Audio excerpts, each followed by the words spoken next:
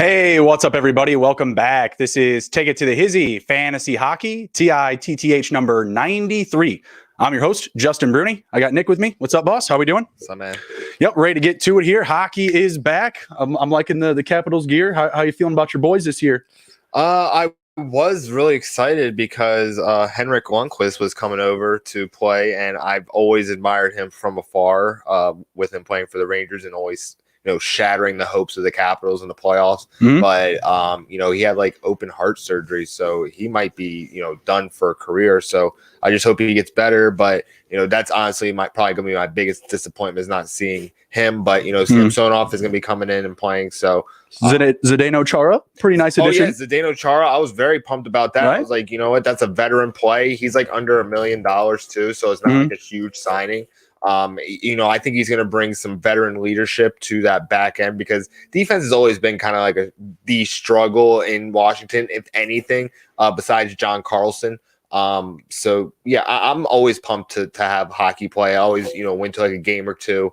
And Alex Ovechkin is still just beast. And like, I think he's just going to be like a Bobby Orr just playing until he's like 50, so he's going to be a free agent at the end of this year. Is he going to get re-signed?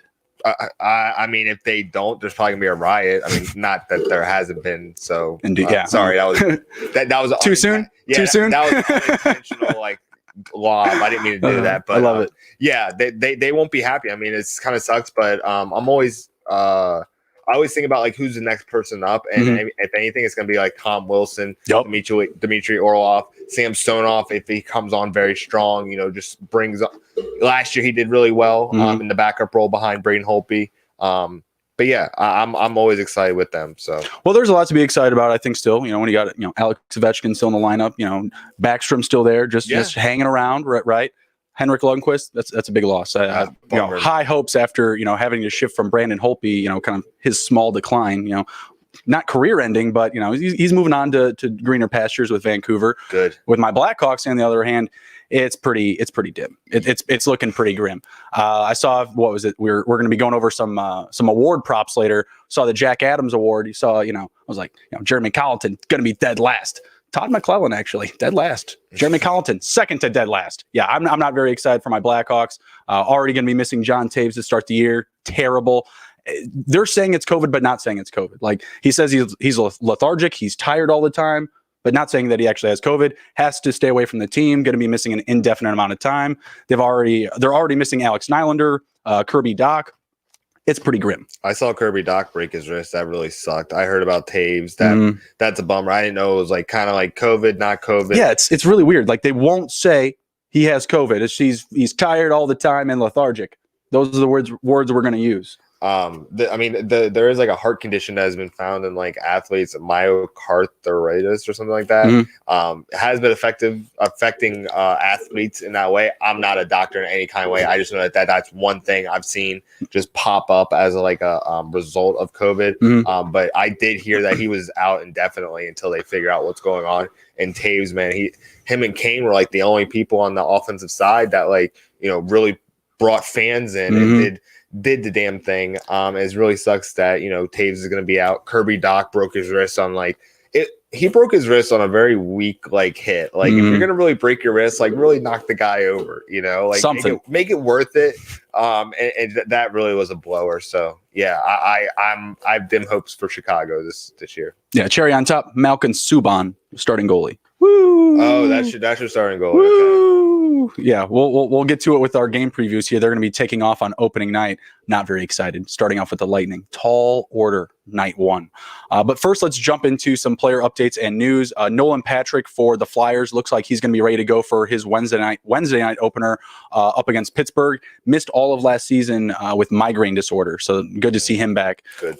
Real quick, buy or sell Louis Eriksson on another team. He was sent through waivers, $6 million a year. What is it? 2 years left on his contract. Is he coming back to Vancouver, or is someone gonna scoop in?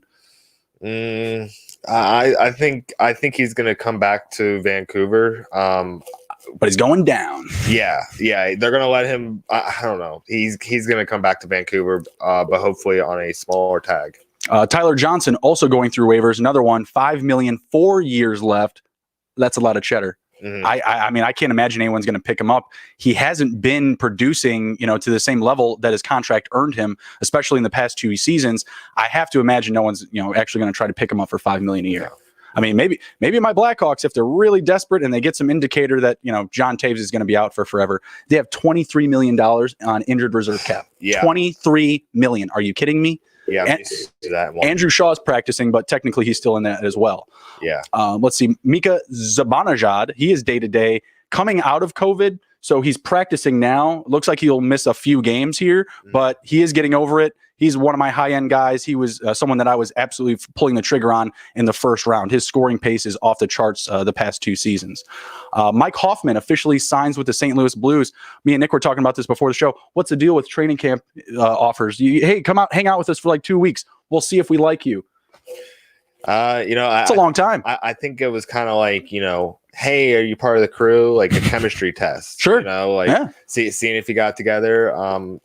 That's how I see more hockey, because the money isn't as big as like the NFL. Because like when we're talking about this kind of money, I got to remember the NFL and the NHL are on different levels, very different levels. So there's not that cash is concerned. Yeah, there's not that much like invested. So they really want to see if you can fit with the group.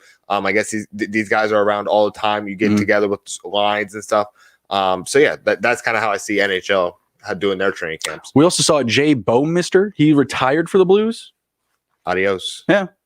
Arrivederci. What was it last year? He had like I think it was it wasn't related to COVID, but he had like a cardiac break on the bench or something like that. Yeah, he I think it was like a heart attack. It was in February, just before the league got shut down. Yeah, he went down. That's crazy. That's when he said he pretty much knew, like, I'm not going to be playing hockey ever again. So it was kind of a long time coming.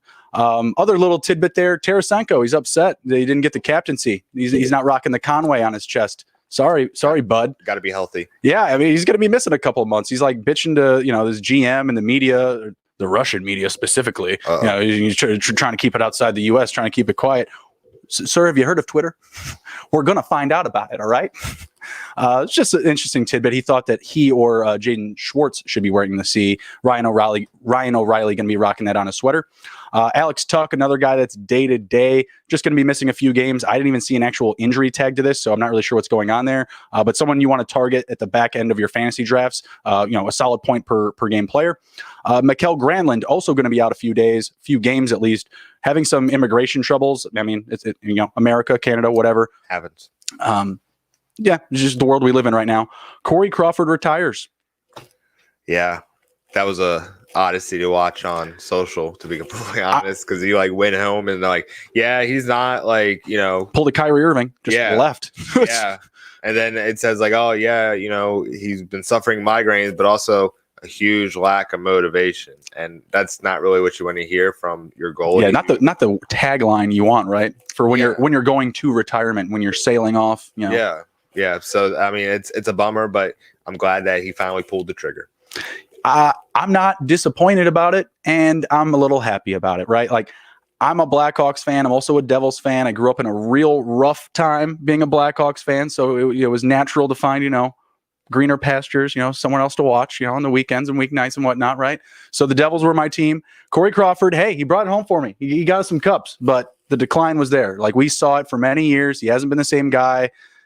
Mentally and physically, right? I mean, because he mentioned this, it's a mental thing. Like, the motivation just isn't there. And I still think that we saw that in years past. Nick and I were talking about, potential Vezina winner this year, or at least an option for it, Robin Lehner. He was in the Blackhawks locker room. You could have had him there. Corey Crawford, like I said, won us a couple of cups, but the decline has been there. As a Devils fan, I'm not that disappointed either. So I'll take it. I'll take it. A couple of big signings just to touch on here. Matthew Barzal signed his 3-year, $21 million deal with the New York Islanders. Oliver Bjorkstrand signed a 5-year, $27 million deal with the Blue Jackets, and Dylan Strome re-upped for 2 years, $6 million with the Blackhawks. It's going to be much needed. Roster's very thin. All right, let's jump into some of our game previews. Nick, you want to take it away? I know you just dropped your early picks already the other day. Yeah. So first game up, Pittsburgh versus Philadelphia. The way I see it is that the Pittsburgh are on a decline, and they really did not address, because like the biggest issue was, besides injuries last year, was the goalie situation, and they didn't really re-up their situation in the goalie department. Philadelphia has Carter Hart in goalie, and he's been pretty solid. Like he had a couple shutouts that put him in like the same record books as like Marty Brodeur, I think, last year. So I'm a lot more hopeful. Right now, I feel like the Flyers are a lot more of a mature team, which is kind of strange saying about the Penguins, but the Penguins just got a lot going on and a lot of things happening. So I'm going to say that Philadelphia wins the money line. They're minus 115, but I am going to take the under because I think that Carter Hart's actually going to stop Sidney Crosby, Malkin. It is possible to stop them, and they are getting older. It's not like 5 years ago when they were just taking the league by storm. So I think that Carter Hart is going to be able to stop them. And Philadelphia isn't really a offensive juggernaut of a team. They're more of a grinded out kind of team. They represent their town. Play sound defense. Yeah, so I'm going to take the under, which is 6 points. So I'm going to take the under. Even at 2-2 or 2-1, I kind of see a 2-1 happening here for this game. What do you think? Yeah, I agree. I'm going to take the Flyers as well, and I like them in like a 3-2 game, 2-1 game. I'll take the Penguins to cover the plus 1.5 on the road. That's actually paying minus 280, so the book is loving it. Right? They're thinking that the Penguins are going to stay in this game. So yeah, give me the Penguins plus 1.5 on the spread, and the Flyers minus 118 on the money line. I like the under as well, 6 goals. In general, I'm going to like, these unders, at least for the first couple of games for sure. It's still a weird time to be starting hockey for these guys. And they've had a very brief training camp. And as we've already mentioned, there's a lot of guys and a lot of pieces that are kind of still working their way back into the lineup. So I'm going to be on a lot of unders here. The 6 in this game, very competitive game. The fight for the state, right? So give me the Flyers there. I like it. Yeah, well, one theme that I saw, like looking at the numbers, especially the total points, I was like, man, with a lot of these games, they're ultra high for what I'm actually expecting these teams to like come out with. Like maybe I just have recency bias from watching a lot of playoff hockey, which I really did because I played a lot of DFS with that, which was a lot of fun. But for me, it was just like, man, do I think the offensive pieces can generate enough points on their end to hit the over and under? And a lot of games I don't, especially exactly what Justin said. It's gonna be early on. It's a weird time, so I'm taking a lot of unders too. You'll definitely see that being a theme. Right on. Next game is Montreal versus Toronto. Toronto's got to start off on the right foot. I think it's like 3 or 4. I think it's 4 years actually where they've been bounced in the first round. Oh yeah. One thing that another thing you're going to hear is goaltending. Because for me, I mean, I don't know about you, Justin. Do you think that the goaltender is like one of the most important positions in hockey? There's not that many positions. It's one of the most important positions in sports next to a quarterback. Okay, cool. Yeah. That's what I thought. Because I'm not a hockey player, but I just watch from afar as a spectator. So I always think, if I constantly hear you need to be upgrading your goalie, you need to upgrade your goalie because sometimes with goalies, it is a mental game. And, with Braden Holtby, I saw a lot of that. He lets one in, he lets 2 in. Anyway, Frederick Anderson is the goalie in Toronto. He was elite at one point, but he has slid back these past couple years, and it hasn't been like a very positive point, but they're giving him one more year. So hopefully everyone will start off on the right foot. I mean, last year, didn't Austin Matthews start off with like 7 points in like the first 3-4 games? Yeah, he had like 47 goals last season. So he racked it up. He started hot. So I'm not really concerned about the offense on Toronto's side. I'm more concerned about the defense and the goaltending. Yep. I really need that to work out for Toronto to take that next step because their offense is set, man. They got stars everywhere. Like added Joe Thornton to line 1. Yeah, I like that. I like that move. What's with the deal with San Jose sending up the old men up to Toronto? First Patrick Marleau, now Joe Thornton. Well, honestly, I think it's a lot of these kids' dreams. Oh, sure, yeah. Like Tavares, he had the blanket and stuff like that. Joe Thornton, I think he said like he wants to go to Toronto, and I'm like, man, like that's kind of interesting. But I'm like, you know what? A lot of these guys they grew up like around Toronto and watching Toronto as kids, so that's kind of how I see it. On the other hand, for Montreal is Max Domi left, so how is that going to affect the offensive side?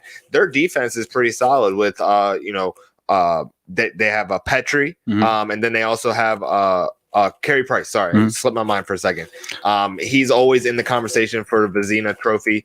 I'm not worried about that, but do I think that Austin Matthews, Mitch Marner, Jonathan Tavares, Joe Thornton will be able to generate enough points to hit over 6 points for this entire game? I'm going to say no, not at this point, because what Justin says, it's early, it's a weird time. And in this one, I just don't know what Carey Price we're going to get. Like, if we could potentially get a Carey Price that allows this game to go over 6 goals, but again, with how early everything is, I just feel like the Leafs are still going to have, breaking out of the training wheels a little bit. Joe Thornton getting added to line 1. I feel like they're going to experiment with that a little bit. He may not always stay up there, every period.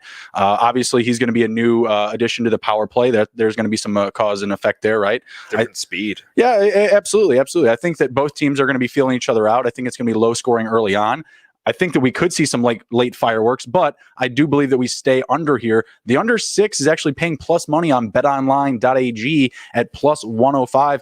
I'm going to take it. I'm going to go the other direction here. The odds makers are saying, this game's going to the over, easy money. I'm saying the other way. I feel like that's a trap, and I feel like people are just going to get caught up in some of those names, especially on the Maple Leaf side, right? Absolutely. In the Marner, the Matthews, and the Joe Thorntons, right? So yeah, I'm going to take the under there, 6. I'm going to stay away from the spread, and I'm going to just take the Maple Leafs to win at minus 138 on the money line. And I think that's just the safest bet here. Maybe just stay away from the total and take a nice little, little upside on just the Maple Leafs to win. I think I like that the most. I think that top to bottom, they're still the better team. Canadians better better defensively. Maple Leafs better offensively. So I'll take like a 3-1 win from the Maple Leafs. If exactly what he said with Carey Price is who we're going to get. If he's shut down, it's going to be a 1-goal game, and I take Toronto to cover 1.5. Dang. Or, sorry. Well, yeah, that would be what I said. Oh, you're going to say Montreal covers 1.5. Okay, gotcha. Yeah. Just by the one. It's going to be a 1-point game. But if Toronto wins, they're going to win by 2 points, because their offense is just so explosive. Like, it's just going to be, hit one, they're going to hit another one, because they're going to be cooking. So yeah, and you can always just bury the empty netter. Yeah, you'd be up 2-1 this whole tight game, and then just bury the empty netter, and go up a couple goals here. So yeah, I'll take the under 6 there, Maple Leafs money line, and I think that they can pull out the minus 1.5. Going to stay away from it. It's actually plus money still at plus 205. Staying away from it. Okay, the next game is Blackhawks and Tampa. Yikes. I threw a lot of shade at this way. I didn't mean to do that, because I was just looking at it and I was like, this is kind of bad. I said, yeah. They're bad. They're a bad team going up against, a really good team. Yeah. The Lightning, I just want to make sure I remember this correct. They won the championship last year, right? Yeah, beat Dallas. So you're just making sure, because it's a weird year. It's a weird year. So when was that again? 2 months ago? Like that. Did they even have their parade? Anyway, so this is the most lopsided. They zoomed it. This is the most lopsided matchup of the entire card for tonight, or Wednesday night, for first night. Yep. Chicago is really making everyone for sale, and they don't have their stars, who are either hurt or they're out with whatever they have. A lot of experimenting going on. So I really see, I this game every other game here. So I'm like 6.5. I'm like, man, it can go 5-1 and still hit the under. That's absolutely possible, to be completely honest. So I see 5-1, 4-1 happening. A blind nut finds a squirrel every once in a while, or sorry, a blind squirrel finds a nut every once in a while. I think there might be one goal for the Blackhawks. But Vasilevsky is very good. So they're very defensively sound. The Tampa Bay Lightning as well. They're very good on defense. They have the top-rated goalie in fantasy, and Andrei Vasilevsky. They're solid top to bottom. Great offense, great defense, great goalie. Projected to be the best team in the league right now, right? Easy. So take the easy money. They're actually saying that the Blackhawks are going to cover the plus 1.5. I'm going to say no. I will take the plus money at Tampa Bay to cover minus 1.5. That's at plus 100. A little bit of value there for you. The over/under at 6.5. A 4-2 game is going to be a bad game for the Hawks, and that still hits your under. You know what I mean? Of course, there's always the idea in the back of your head. Kane can put one in. Heck, Kane can put in 2. A few more beers. Kane can put in 3. he'll hit 4. No, it ain't gonna happen. But I mean, he's going to be their offense early on. And you can't forget about guys like Alex DeBrincat. I think Pius Sutter is going to be a nice little piece on that offense there. You know, they added Carl Soderberg, if that's anything. Like, you know, they have some defensive, you know, guys on the third and fourth line to, you know, back up with some checking lines, but it's not great. It's a bad situation. I'm going to take the Lightning to win on the money line, parlayed with the under in this game. I think I'll get a pretty good amount of value on that. So yeah, absolutely. Give me the Lightning and the under there. So Vancouver Canucks against Edmonton or at Edmonton. I'm Braden Holtby. I'm so glad that he was able to get out of Washington and get paid, you know, elsewhere. I'm very glad that he actually ended up on the other side of the continent, so I don't have to watch him too much. His mental game is poor, you know, and I think that he hasn't been there. Yeah, he hasn't been there. He lets one in, he lets two in. And that was the most frustrating part with me is because, you know, sometimes, you know, it's okay for the Washington Caps offense to struggle, but Holtby wouldn't allow them to struggle. They had to be on every single night, and that was a problem. I see this parlaying into Vancouver. Honestly, I like Demko a lot more. The goalie rookie goalie who got the entire team fined because they tried to sneak in some strippers in the bubble after he shut out the other team. So I liked him a lot more, but I think that he's not going to be able to handle Draisaitl. Is that his name? Leon Draisaitl. Yeah, Draisaitl and McDavid, man, they're very explosive and they generate a lot of points. And I don't think Holtby's going to be able to hold them back. So I'm going to actually take the over on this because slow enough, I think. I just think that McDavid and Draisaitl are just going to crush Holtby.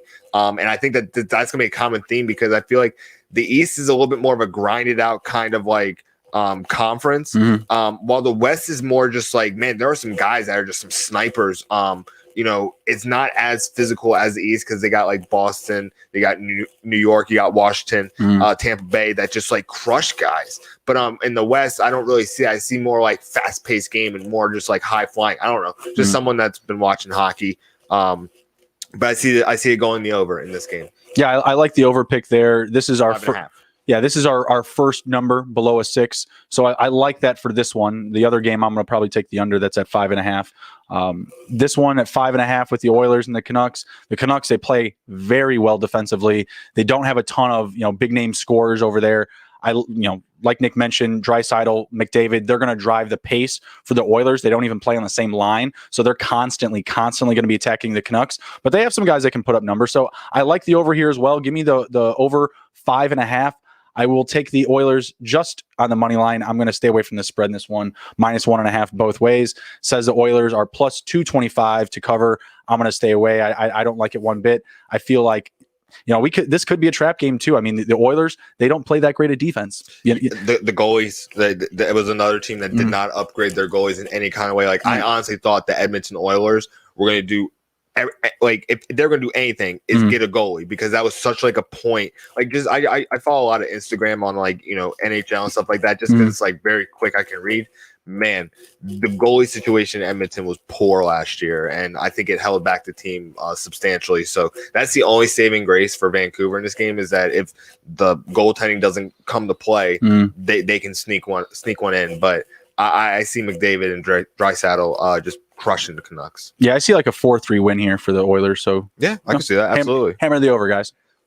So St. Louis against Colorado. You know, Jordan Binnington, I hope he worked really hard to overcome whatever happened to him in the last 4 games where he had a save percentage of 81.7. That's really bad.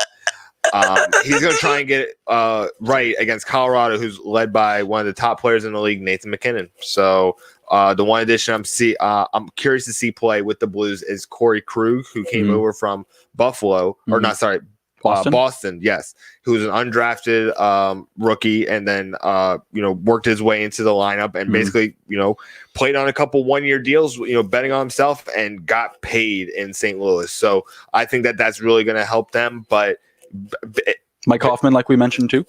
Mike Hoffman too, but Binnington, man, he's going to face some shots, and 81%, man, that's really poor in the last 4 games, and that held the team back. He's a streaky goalie for certain. Yeah. I mean, he's a streaky guy, and there's a lot of those in the NHL right now. Like the heydays of the Waz, Brodeurs, heck, even a Chris Osgood, you take like any day on some of these teams, right? Yeah, true. It's just not there. So the bountiful talent at goalie, it's pretty limited these days. In fantasy, I tell people, don't even bother in the first 2 rounds. Like, it's fool's gold. You have to hit on that guy. Like, unless you have to start 2 goalies every night and everyone in your league, is just throwing them off the shelf. Everyone's picking one. Then yeah, sure, go ahead. Maybe in the second round. But I hate seeing teams get trapped in fantasy into that first round, end of the first round. Oh, I got to take a goalie. All the big flashy names are gone.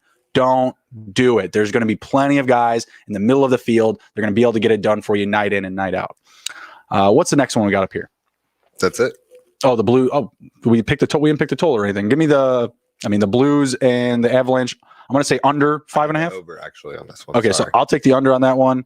Who do you think just went straight up wins? Oh, I had the Avalanche winning. Okay, so yeah, I feel like they're just going to be more comfortable with their roster right now. Like the Blues, like we just talked about, rougher waters, taking the training wheels off of some of these guys. They're not going to have Tarasenko right away. He's going to be coming back in a couple of months, and they're going to have to figure some things out. So I'll stay away from the spread. I think it's a close game. I got the under 5.5, and I'm going to take I'll take the Avalanche to win. Yeah. All right, cool. So you want to do the futures for the trophies? Yeah, let's jump to it. All right, so James Norris Memorial Trophy. So do you want me to give you all, like the top 8, 10? Got him right here. Oh, okay. I got my pick. Who are you picking? I'm going to take the favorite, Victor Hedman, at plus 600. Just go with where the money is. Go to Tampa Bay where the numbers are going to be there. You have a solid goalie back there that's going to pad your numbers. You're going to pad his numbers. It's going to go both ways. I'll take it. Give me Carlson. Well, I think John Carlson is a beast, and he's very underrated. But I think this year he's really going to show up because the offensive side in Washington is kind of like fading, and John Carlson is, and hopefully Shara will also, kind of lead the defense into a new era where Reardon is no longer there. He was a defensive coach, but I think Trotz really carried his ass in the Stanley Cup, and he just got paid for just being there. Anyway, Carlson, I think he's going to win it. Yeah, I like that one. Alex Pietrangelo is at plus 1,200. I like him as a back end option. I think that's pretty solid. You do it as your hedge. Yeah, I think those are both good. You're looking at a plus 600 then a plus 1,200. So I'll take Pietrangelo for the James Norris potentially. It really just depends on what they get out of Binghamton, like you said, right? Like if they get solid goaltending back there, just pads the defense's numbers. I think he could pull that out. My back end option, Charlie McAvoy of the Boston Bruins. Char's gone, Krug's gone. It's his show on the defensive side. And Boston's very solid always. So I think he's going to shine with all of those high, like it was not like they're higher. He's a star to begin with, right? He's a star to begin with. It's just there were so many guys that had been there for like 10 years.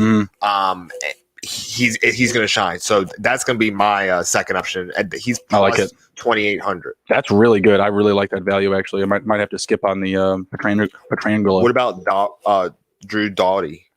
Or is it Daughtry? Daughtry. Yeah, not there. Not there for me. What was his rating? It was plus 4,000. Plus 4,000. Yeah, I think if I'm going to take someone back there, give me like an Oliver Ekman Larson. He just puts up a ton of offense randomly. Maybe he grabs it. Okay. Something like that. If I'm going to take like a really back end option like that, or what's another one back there? This is really digging deep.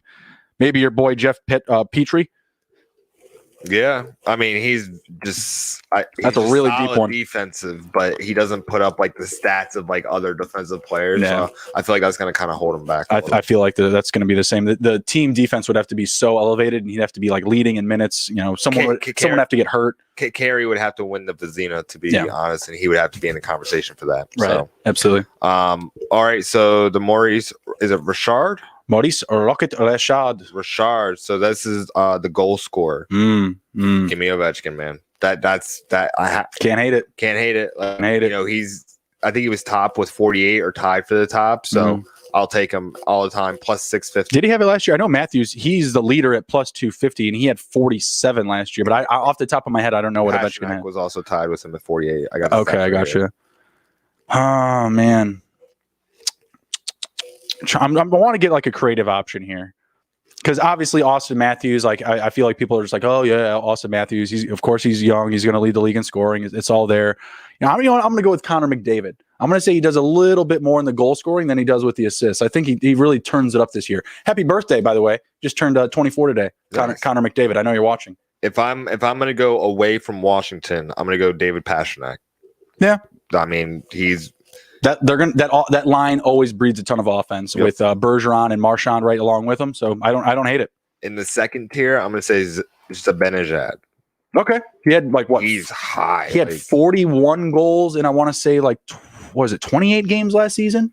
It's something wild. 41 goals, and then let me see. I thought he had very high assist numbers. I don't know. I'm pulling them up right now. That's okay. Yeah, I just want to know how many games he had. 57. 57 games or assists? No, 57 games, 41 goals, 34 assists. Yeah. Those numbers are crazy. Like, so I said, give me all of him in the first round. COVID, no COVID, I'll take all of it. Back end option, I'll go close to home. I'll take me some Patrick Kane. Okay. There's no one else there. Who's gonna score? Yeah. So give me some Patrick Kane randomly leading the league in goals, and having us still just cover spreads and lose a lot of games. Your boy Mike Hoffman is plus 6,600. He would only be my boy if he actually signed with the fucking Hawks. Like if we actually went out and got somebody that could like score instead of like a young Russian kid with upside and wheels. Like how many have I seen of those come in and out the door the past 4 years? Let me see. Driving me nuts. You want to do another one? I'm looking at the back end options just to see if there's anyone that I'm like, oh, who could I break out almost. I'm gonna say. Mike Hoffman lead the league in goals, please. Philippe Forsberg. All right. Okay. Yeah. I don't hate it. Plus 10,000. He just got, hey, it's a 56 game season. Weird shit can happen. Yeah. It's not going to be a full year. So you never know. Go all out. All right. We'll leave it there for the back end guys before we start saying Riley Smith's going to lead the league in goals. Yeah. Vezina Trophy. Who's going to take it home? All right. Here we go. This is a tough one. I feel like it's another one of those things with the defense with Hedman, take the easy money, and Vasilevsky. Well, think about it this way. What I've seen with just the Washington goalies, there's usually 82 games in a season. Am I right on that? Yep. Okay, so going to 56 this year. Yeah, so they usually do it from what I've seen from Holtby and the backup. Usually they've been doing half and half of games. Is that kind of like a normal strategy? I wouldn't say for Tampa Bay situation, but for a lot of these teams, it's going to be because they just don't have that sound talent. So a lot of these guys are going to be riding the hot hand. Like Edmonton, they will be riding the hot hand between Kiskinen, whatever, Mikko Kiskinen and Mike Smith. Yeah. So those guys will be sharing the hot hand, right? Same thing with the Blackhawks, Malcolm Subban and Colin Delia. They'll be sharing a hot hand situation. So that's with a normal season. So this is with a 56 game season. So these guys probably might play like 75% of the games. So these guys. Like the elite guys, they're really going to have a lot of stats to back it up. Yep. And even the ones that are kind of like splitting time is going to be a shift of like, okay, like you said, who's the hot hand? So when I'm thinking about this, I'm going to say, give me Carter Hart. Carter Hart was shut down in the playoffs and in the bubble. He came on very strong. He has very good defense in front of him. I think he's definitely my pick to win the Vezina. Because I think that he's finally going to be getting recognized. So you're diving in with the deep option right out of the way, plus 1,400 in Carter Hart. So I'll see your Carter Hart and raise you an Igor Shesterkin to win the Vezina. He's plus 1,600. He's like plus 200 right behind him. He's the next option on the chart. Dude, okay, so what do you think the Rangers record is going to be this year? Oh, they're going to we'll get to their division in a minute, but I think they're going to improve severely. You already have, Zibanejad there, Panarin. They're adding the number 1 pick in Alexei Lafraniere. There's a lot to like. Igor Shesterkin, he played 10 games last season. I still don't know how he's even considered a rookie. He was 9-1 in those 10 games. Yeah, I remember that. Check some of the tape. The guy makes a good first save and an even better second save. Great lateral movement, very sound frame. Not necessarily a butterfly goalie. I'll call him a hybrid. He's very elusive. Has the ability to track the puck all the way around. I like him a lot. I like what I see. Now I'm diving in with my deep pick. With the plus 1,600. If you're giving me anything above that, give me Robin Leonard or Tuukka Rask. I'm gonna agree with Leonard. That Vegas team just plays sound defense on offense and defense. I feel like every forward is a two-way forward. Yeah, they're solid all around. And above that, I'm gonna say, give me Hellebuck. Just give I don't me hate it. See if he's gonna repeat. That was kind of coming out of nowhere because I remember because I like tracking goalie stats and stuff like that in hockey, and I always just was like, man, how random just a Winnipeg goalie just leading everybody and no one's talking about it. If you listen to any of the big networks, they don't talk about Winnipeg like that, like other teams. So yeah, I would say Hellebuck. Let's go to a sleeper option, super sleeper option. Not Corey Crawford. They need to take him off the list. Malcolm Subban. Henrik Lundqvist. They need to take him off the list. Yeah. Malcolm Subban. Stop it. He's last. Why? He's last. He's plus 10,000. You bastard. Darcy Comfort. He had his moments. Maybe he puts it together a little bit stronger because I feel like he needs a little bit more defense in front of him, but. If he did have a defense, he'd probably be talked about in some of the higher names. What about Pekka? Who's the starting goalie for Buffalo right now? Is it Cal Peterson? You caught me. If it's Cal Peterson, then I'm taking Cal Peterson. Plus 1,800. I'm taking some. I mean, I'm just going. He's a Notre Dame goalie, so I'm just okay going to that hometown cooking. But I just want to check out their situation over there because I was like, man, Demko, that's his name. Who else do they have over there? I have but Buffalo blind spot. Sorry, they added Taylor Hall, Buffalo. Oh no, I did see that. Love that. My favorite thing to say about this offseason with the NHL is how every team was breaking news. Oh yeah, we're releasing this guy to clear up some cap space for Taylor Hall, and I'm like, guys, do you realize that only one team gets Taylor Hall? And sure enough, Buffalo got him in the second day. I'm like, okay, you guys got all this cap space now. What are you gonna do with it? There's really no other big signings. Yeah. So they had Linus Ullmark and Carter Hutton. Give me Cal Peterson. Let's go. Got it. That would be fucking crazy. The fact that Cal Peterson isn't plus 10,000 is ridiculous. He's not even. He's plus 8,000. Was he? Yeah. Oh, well, so I'm saying why he wasn't even more is what I'm saying. But look, he's not even on their thing. He's not even on there. Embarrassing. But he's ahead of those guys on the prop list. Isn't that crazy? These websites, Fantasy Pros, Daily Faceoff, update your stuff, man. We're trying to give people the info. Come on, help us out. Not helping. All right, what's the next one up? Coach of the year. Coach of the year.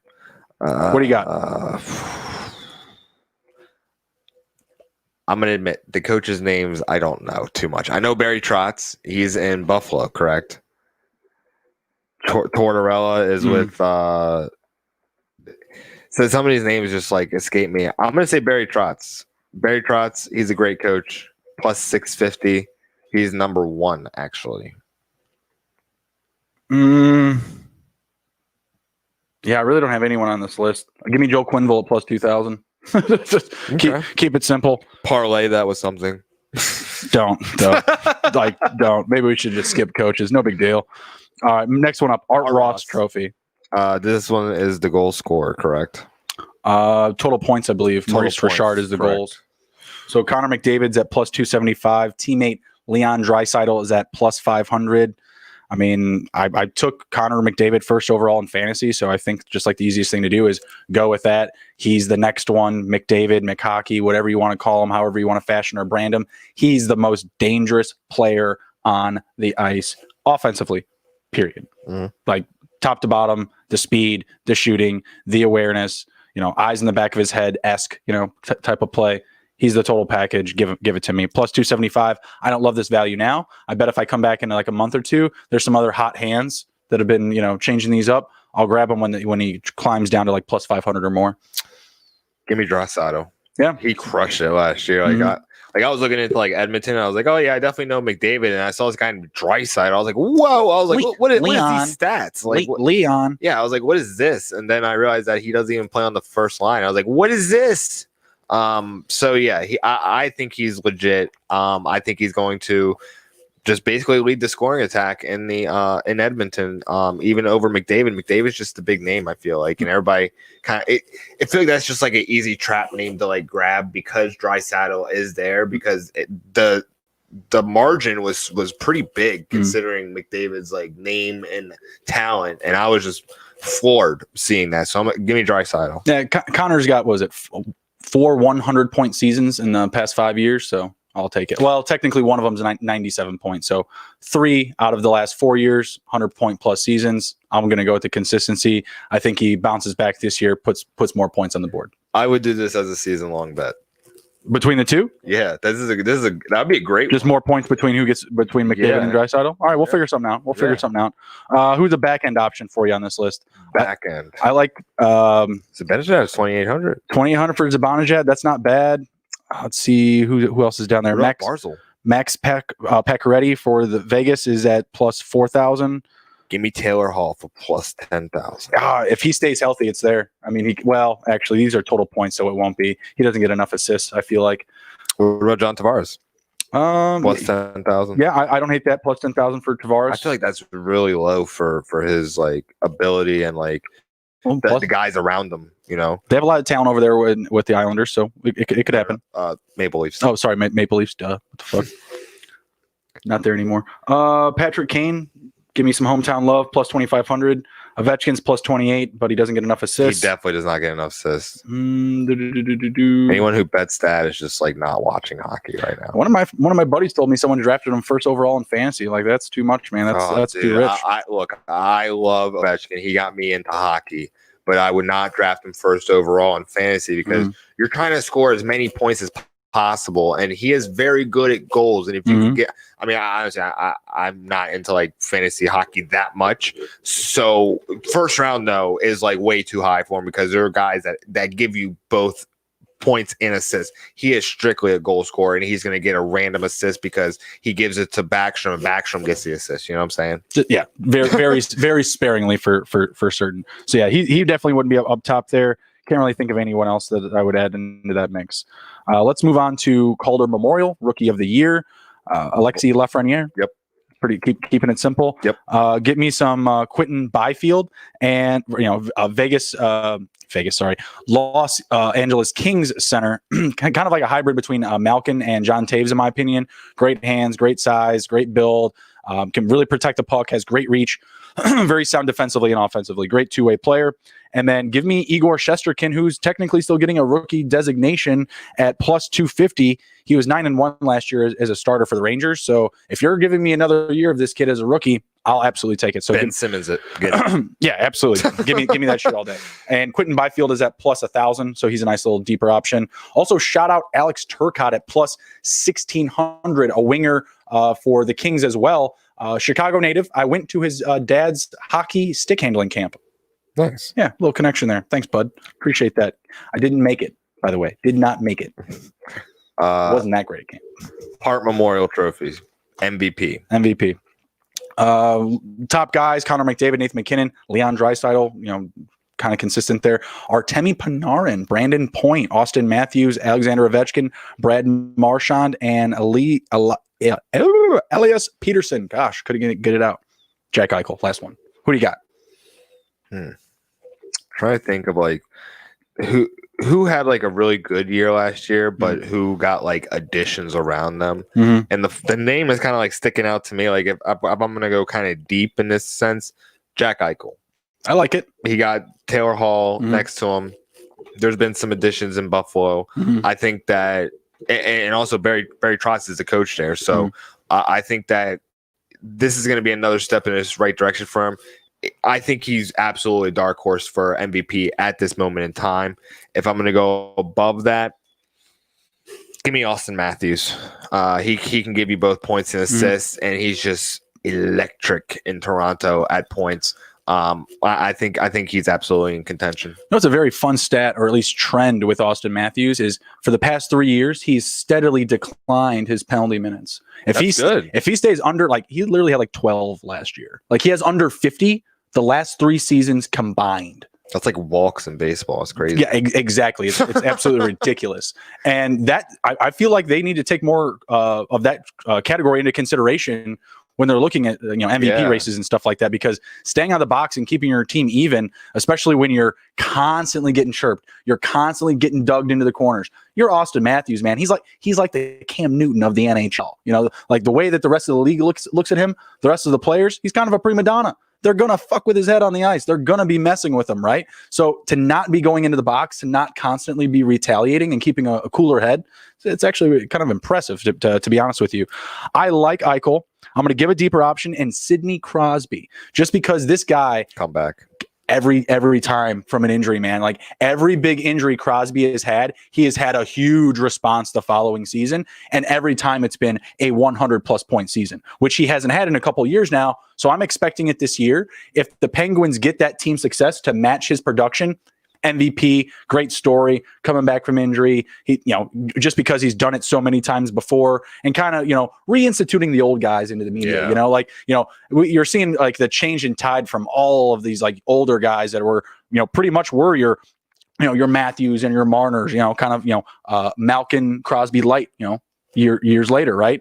You're seeing these newer duos emerge and younger players kind of take off. And, you're hearing guys like Tyler Seguin, Steven Stamkos, going into like the back end of your fantasy drafts and stuff like that. Some guys are getting on those afterburners. So I think that would be a really good story if Crosby could put up the production, with the team's success to match. Talking about like responding to like injury the next year, that guy responds to injury like the next game. Like I've seen him come back from injury and score like 7 points. I'm like, man, wasn't he like just hurt? Like, when players come back from injury, I kind of like expect them like, oh, if they're like 3 goals or whatever that you can expect from him, you get like 1 goal. Mm-hmm. Nope, this guy just like accelerates his goal scoring and assist numbers when he comes back from injury. It's just amazing. So that I think that's a very good option. I just don't think the Penguins are going to be able to put it together around him. Yeah, he was tutored and mentored by literally the comeback of all comebacks in Mario Lemieux. Yeah. Like, I mean, like what else can you ask for, right? Like that trend has fit his entire career, like you say, on a game-by-game basis and a year-by-year basis. Just look it up. Every time he misses significant amount of games, he comes back with 100+ point seasons with a vengeance. Absolutely. Plays with an edge. I don't hate it. I'll give some more love to Patrick Kane. Got to do it. That's actually technically a Patrick Kane jersey behind you. If the team has any success, he'll be the name behind it. So if somehow the Blackhawks are able to take off, win a ton of games, they've had success in the shortened season before. Obviously, the talent isn't there, but if they get hot, they get streaky. It's hockey at the end of the day. Like, you never know. So he could be in that mix if he can get the team success rolling. Let's give another back end one here. Maybe Zibanejad if he keeps up that pace, or just too many weapons around him. Panarin, Lafreniere getting added in. Kreider's there still. If anything, the stats are just going to increase. Like it's really going to be like whoever in that lineup, like when they're out, when whoever's out when the team struggles, like that's how we're going to determine who's the MVP of that team. Because you're right, there are so many options and stuff like that. But Zibanejad is a very good pick. I think that's a great pick. I'm going to say he was at plus, what was it? 2,800. 2,800. Give me, I'm going to say, crap, I had it right there. Nope. Pastrnak at 2,500, perhaps? I'm going to say, you know what? Give me Sebastian Aho. I don't hate that. Why does he have FIN next to his name? Finland? I don't know. That's what I thought, Finland. He's from Finland. I don't know why they have it there, but they're letting us know he's from Finland. Let's go. Fire up Finland. Here we go. Yeah, Sebastian Aho. Let's get it. Yeah, I mean, he had a great scoring pace to end last year. The team success would need to be there for the Hurricanes. Like, if it's there, then firing on all cylinders. I think if they make the playoffs, he's definitely in contention because he's going to be a big part.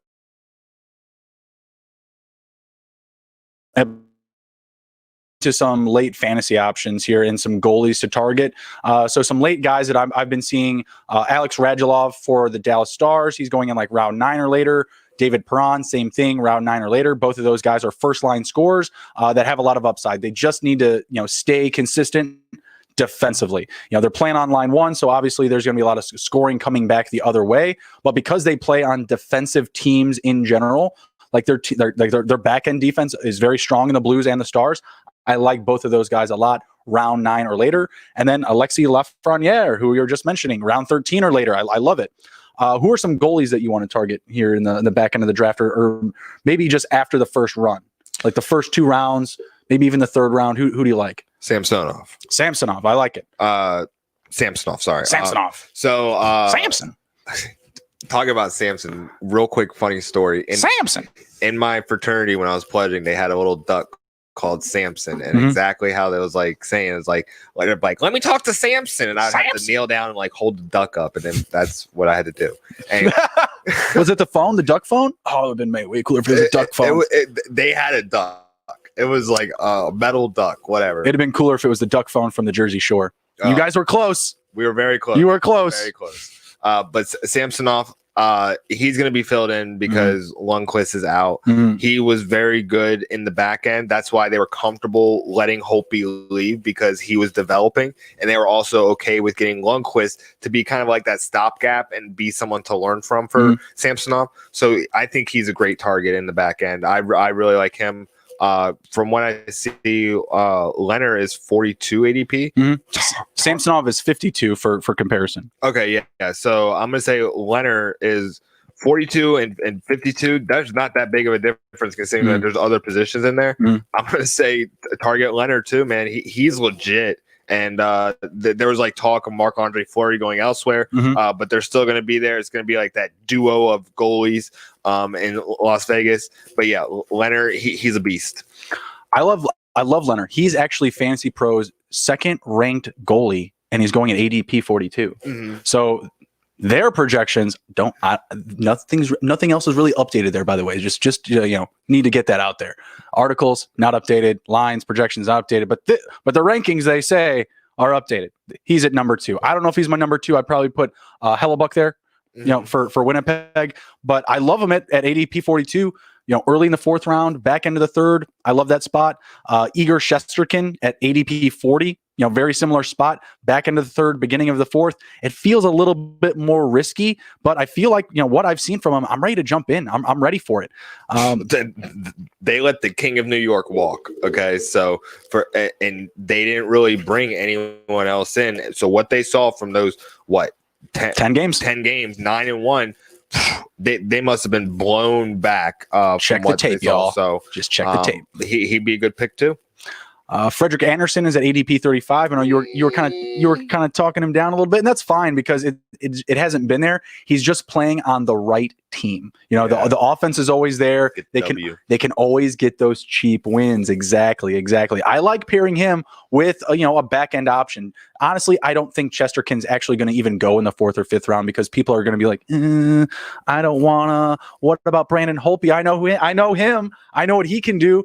And I feel like that's going to be the case. I do feel like he'll slip, and I won't have to take him that early, but I will. If there's a run on goalies, I will do it. Not afraid, not whatsoever. New York believes in him. I believe in him too. Let's go. Fire up some Chesterkin in New York. Tuukka Rask at ADP 30. That's probably like the safest big name I'll take. Is Tuukka Rask, like 3rd round. I don't feel bad about it. Yeah. I mean, so some people might think, like because he left the bubble, but it was actually like a family emergency. And there hasn't been really any talk or any like news coming out that he doesn't want to play. I think he's going to come back absolutely fine and be the same Rask that we've all seen. So that's a great pick as well. Yeah. In the 3rd round, I feel safe because I'm not leaping for the goalie in the first 2 rounds. So if I can land a guy like Rask in the 3rd, like easy money, let's go, make it rain. Just thinking about like casual fans or like people that just like start playing fantasy. I'm not sure like what kind of league you're in, but points. Well, I meant like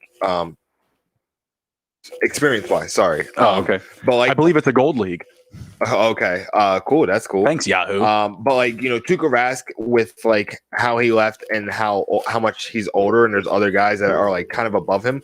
I see him in like that 2nd tier that kind of gets lost in the shuffle, and then you're like, oh crap, Rask is right there. I got him. Like exactly. So yeah, I feel really safe taking him in the 3rd. Home run if you get him in the 4th, in my opinion. I'll absolutely run to his 8 if that's the case, if he's still there in the 4th. Next up, let's go over the division winners. We only have 4 this year, all directions, north, east, west, and south. So we'll take it off here with the central division, or actually I guess that's not how they're doing it. It's central, north, east, and west. Sorry. Central division is Lightning, Hurricanes, Blue Jackets, Stars, Predators, Panthers, Blackhawks, and Red Wings. Lightning plus 140 to take the division. Stupid divisions, by the way. Hate them. In this division, give me. We're talking about the Central, right? Sorry, I just pulled it up. Stars. Give me the Stars in this one. Plus 475. Dallas Stars going with the defense. I don't hate it. I don't hate it. You know, they're going to be in the same division, and with their rivals now, the Tampa Bay Lightning. They lost to them in the finals, so I don't hate it.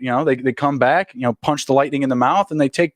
This is just regular season. Yeah, this is just regular season, Central Division. I've been a part of a lot of Washington fandoms where they won the President's Cup and just got smacked. So it's true. This is regular season. Yeah, absolutely. Say Stars. Absolutely, I like the Stars there. Man, the Hurricanes at plus 400, though. They really believe in these guys. My guy, Teuvo Teravainen, taking off there. He was in the middle of all those lists, the Hart and the Memorial. Obviously, he's not one of those guys, but they're loving him enough to put him in the middle field for those awards. So I don't hate the Hurricanes there. I just don't think the Blue Jackets or Hurricanes are deep enough to outlast teams like the Stars or the Lightning. I'll just go with the heavy favorite in the Lightning just to kind of play contrarian. Like we kind of mentioned before, top to bottom, offense, defense, goaltending, it's all there. They'll have Stamkos coming back at a certain point to elevate the team's offense. So there's Kucherov coming back at some point to elevate the team's offense. Stamkos is already there. So there's a lot to be desired here for Tampa Bay. In the East, we've got the Bruins, Flyers, Islanders, Penguins, Capitals, Rangers, Sabres, and Devils. Who you got? I'm going to say the Capitals, but if I'm going to go away from Washington, I'm going to say the Flyers. Because I think Flyers are very legit. Boston, I think that's kind of like recency bias and kind of like, oh yeah, Boston's been such a great team, a playoff team, but they've lost some pieces. So I'm gonna say that they take kind of like a step back, but still make the playoffs. I think the Flyers are gonna be above them in the standings. But I'm always rooting for the Caps at plus 450. Not bad. I mean, the Islanders are third, and they're getting the same rating. Penguins also plus 450. So there's kind of just like a wedge there for these teams in the middle. I like the Flyers. I think they're built, pretty well top to bottom here. I want to take a look at the Islanders really quick. What about the New Jersey Devils plus 1,400? They could pull something out in 56 games. Crawford's not there, so I mean, it could be better. No, it's a total shit show over there. They're in complete rebuild mode. They literally just lost their starting goaltender just because he just didn't want to play anymore. So it's not great. I'll take the Islanders on a random plus 450. I think they're built really well defensively, top to bottom. They've got kind of similar to Las Vegas, like Las Vegas of the East. All their forwards are two-way players. I'll take the Islanders, a gritty team that I like coming out of the East there. Next up, we got the North Division, all Canada Division. Toronto Maple Leafs, Montreal Canadiens, Edmonton Oilers, Calgary Flames, Vancouver Canucks, Winnipeg Jets, and Ottawa Senators. Who wins the battle for Canada? Man, I don't like Toronto at plus 125. I do think that they make the playoffs. They're the heaviest hitter here, actually. So that's why I'm like, I don't like that. I'm going to say Montreal. I think Toronto right now has the name brand, and people are just like so excited and stuff like that. But like I said before, they did not fix their goaltending situation. They're going to ride with Frederick Anderson, so they're going to ride or die by their goaltending this year. It's not their offense is going to sell a lot of tickets, but I think Montreal, that's a veteran team. Those are some veteran guys on that team. And with Max Domi, I think it is a loss, but I think that the veteran leadership on the team can still move this team forward and at least get a playoff berth. And I think that's going to be higher than everyone else in Canada. I'm going to just go with the Maple Leafs. This is a team that loves to play great in the regular season and then shit the bed in the playoffs. True shit. So, I mean, the plus 1,2,500, maybe we shouldn't be that shocked by it. This is a great regular season team. When Austin Matthews and Mitch Marner get to the playoffs, it's 9-9. It's bye-bye. Sorry, no more. Like they're kind of like Panarin too. He's another young player that just doesn't produce in the playoffs, and some of these younger guys are just going through those growing pains. Sidney Crosby gets to the playoffs and he's right as rain. He's ready to go. Like, I've been here before. I know how this dance works. I can do this. Just randomly starts playing it at crazy speeds, right? So I'll take them to win the division, and they probably just fade out very quickly in the first round of the playoffs, per usual. Would not doubt. I think that the Oilers would be another interesting spot there if we could get that elite offense. They have no defense whatsoever. Like, their offense just has to carry them. If they're putting up 4 or 5 goals every night, I don't see why not. Like, they could easily take down this division. none of these teams are that great. No. Like that's the thing. Like I feel like it's still wide open. So I'm going to take the most talented team in the Maple Leafs just because I don't believe any of these other teams are that worldly. Like they're not going to blow anybody out, especially the Senators and the Jets and the Canucks. Like the Canucks play great defense. There's not enough consistency on offense. Like the fact that the Flames are even ahead of them is kind of interesting to me. I feel like they would be ahead of the Flames and even kind of closer to the Oilers and Canadiens. Yeah. Because I mean, they went to the Western Conference Final, right? Yeah, and they got Brandon Holtby. They upgraded a goalie. I'm just saying, like for them, it's still an upgrade from Markstrom, right? Like, I mean, Demko came on very strong last year, so I mean, I guess because he's a rookie, they're like, we got to bring him better. And you can't just ride out with him, especially in today's NHL. Like, if I as a Blackhawks fan, you don't think I'd take Brandon Holtby right now with one of these guys? Are you kidding me? That's true. Are you kidding me? I mean, Henrik Lundqvist, I feel like is still over the hill. Capitals are like, nah, he's our guy. Let's go. Fire him up. Let's do this. I've seen 10 years of him dominate us. We're taking him. Yeah, Ovechkin. That was an Ovechkin sign. He's like him, that guy. Last one up, we've got the Western Division: Colorado Avalanche, Vegas Knights, St. Louis Blues, Arizona Coyotes, Minnesota Wild, LA Kings, San Jose Sharks, Anaheim Ducks. Man, they hate California. All three at last. Plus 16, plus 1,800, plus 2,000. Fuck you, California. No hockey there. Most COVID restricted state probably. There's no more ice. We got rid of all the ice. Mm-hmm. We don't let anyone practice. They just stick handle on Zoom calls and that's it. Give me the Vegas Golden Knights. Yeah, keep it simple. I think I don't even know why they're not the favorite, but you're looking at plus 160 for the Avalanche, plus 175 for the Knights. They always play the most sound hockey. Since coming into the league, literally, they just play the most sound hockey. Who's their GM? Your guy? McClellan. No, George McPhee. That's your guy. Sorry. That's your guy, George McPhee. Yeah, he's been getting it done for the Knights. He had like a great expansion draft. I mean, he was bringing in, all the, glue pieces I felt from every team. Like he was just like, you know what? I don't need to make my team that great. I just need to pull out some really good pieces from your team so you won't be as competitive. Like that's what I felt like he was doing. Yeah. Chess over checkers. Like I'll get some new guys in a couple of years, but right now I'm gonna dismantle these teams. I'm gonna fuck some shit up. So I like the Vegas Knights to get it done there as well. Let's see. Would you have anything else to close it out with? I think that was. Okay. Oh no, we can get the quick highlights on some of the player stats. Really quick to close it out. We'll stay away from the goalies because save percentage is like just a ridiculous thing to try and predict for prop bets. I got it up here. I'll pull up a few. Alexander Ovechkin. Keep in mind, this is 56 games. They've got his goal total at 33.5. 56 games, 33 goals. Over. You're taking it. Nick's taking the over on the Alex Ovechkin prop. I will take the under 33.5 goals. Tough pace, I think, to keep in a 56-game season. Could find a couple of stretches there where he goes dry. Austin Matthews, lower than Ovechkin, 32.5. Can he hit it? Hit under. I'm going to take the under there as well. Again, those are just a little bit too high for me. You get me a nice little 28.5, a little 29.5. Connor McDavid's 29.5. Give it to me. Let's go. I'm going to take the over. Give me the Connor McDavid over 29.5. Any others that you see that you like? Maybe some lower numbers? 26.5, Mika Zibanejad. 26.5. I'm going to take I like the 26.5 for Mika Zibanejad as well. How about a Jake DeBrusk for the Bruins? He's sitting at 14.5.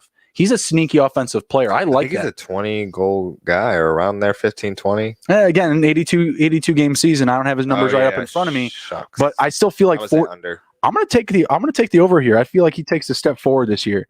Let's see if we can get away from goals here. Maybe some assists. It's a long list. How about total points? We'll go with the rookie in Alexei Lafraniere, 39.5. His rookie season, 56 games. Can he do it? Under.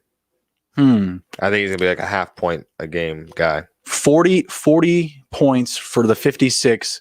I'm feeling like if he plays with Panarin, he can feed him enough assists. Like he can really rack in like 22, But that's the Zibanejad's job.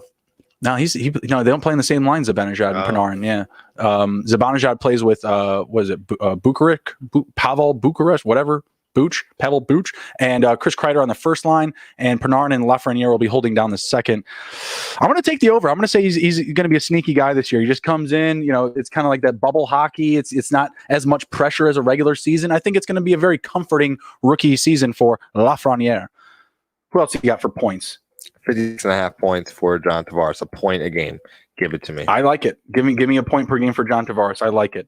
Well, it's 56.5. So you'd have to be a little bit Whatever, over 4.5, but a point per game. Point per game player. Give it to me. Give it to me. How about the Connor McDavid 80.5?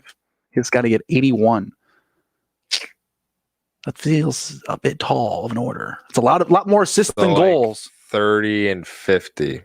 I don't think so. I'm going to say the under. I feel like that's a really high number. Really high. That's a lot of goals. He puts up 100 in a regular season. They're going to put his total at 80. Like it's only 20 less points. Yeah. Like come on. Like I don't. Less games. Yeah, I don't like your math there. Bet online AG. What about Dratzel at 79.5? Draisaitl at what? 79.5. It's the same thing. I'm going to take the under. Yeah, I'm going to take the under there. Mitch Marner 62.5. I'm going to take the under there too. We were talking about in the beginning of the show about the season kind of getting off to a slow offensive start. I mean, we'll see what we get. We're 2 days away here, but I'm going to say under on that too. I think that's too tall. 64.5 for Patrick Kane. That seems like a lot, but I'm going to say smash it. Let's go. I mean, realistically, there's no one else there. Yeah, I mean, where else is the offense going to come from? It's totally possible, but I don't love those high numbers. I like, some of these lower ones, 29 and a half for John Klingberg, who could get 25 assists. Like, dude just racks up assists on the power play. Easy money there. Give me the over 29 and a half for Klingberg, offensive defenseman. They've got your boy John Carlson at 52 and a half. Is that too rich? Total points.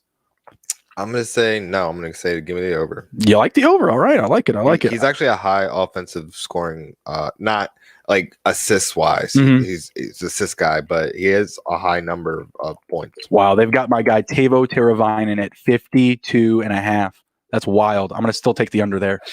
Sorry, Teuvo. I love it. Victor Hedman 44 and a half. I'm gonna take the over. I'm saying he's gonna win, the defensive player of the year. So 22 and 22. It's not too bad for him. Yeah, I'll take it. Ryan O'Reilly 51 and a half with Tarasenko out, first line center. Give me the over. I'm gonna take the under. Just more of a defensive player, more of a distributor. Not gonna put up a ton of goals. So, all right, I think that's pretty much it. Appreciate you guys coming out and riding with us for our first episode of Fantasy Hockey. We weren't really too into the chat tonight, but thank you for Donnie, Nick, Allie, and Leo for stopping by. Appreciate it, guys. Check back with us next Monday. We'll be back at 7:35 Eastern. You got anything to close it down with, Nick? Nope, I'm good. All right, cool. Take care. Be well. Use Nick's picks for Wednesday, and be sure to checking back with us for like monkeyknifefight.com and DFS. We'll be posting our lineups come Wednesday. We'll see you guys. Take care. Be well. Guys.